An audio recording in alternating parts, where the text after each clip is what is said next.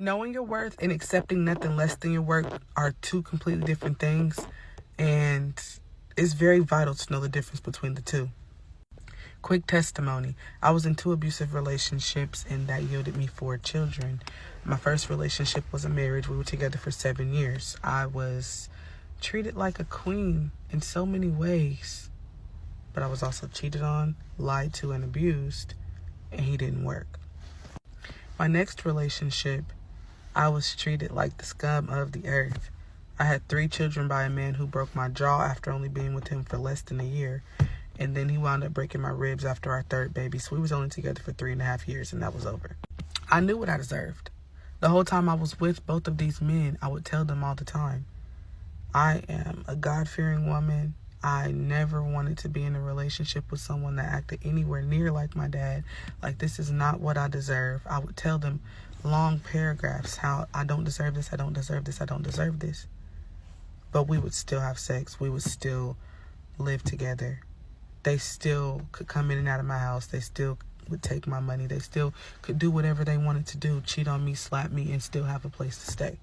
When I finally decided I'm not accepting anything less than what I deserve, I got looked at like the bad guy. Why did you take your children away from their father? Why did you this? Why did you that? But nobody cared about the fact that while I was in the situation, I was being abused. I was being mentally and physically harmed and assaulted every single day. Nobody cared about that part. What they cared about was me removing my children from their father. But my whole point of saying this is I understand now how vital it is to raise your children in a healthy home, because I was not raised in a healthy home. And even though I tried my hardest to avoid not having a dysfunctional home, I wound up having a dysfunctional home. Even though I spoke up and my mother never spoke up, I still had a dysfunctional home, and I would just get punched or beat for speaking. Sometimes I wouldn't say nothing. I would still get hit. And I'm not gonna lie, it's lonely to be single. But it's way worse and way more crippling to be in a relationship and to not have a voice.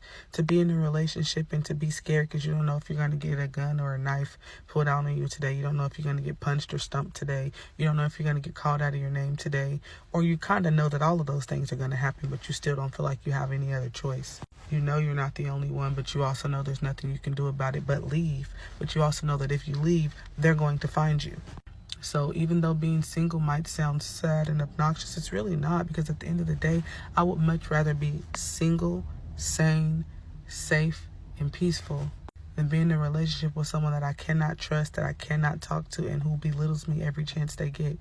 And when a God-fearing man approaches me, he know he got to come correct, period.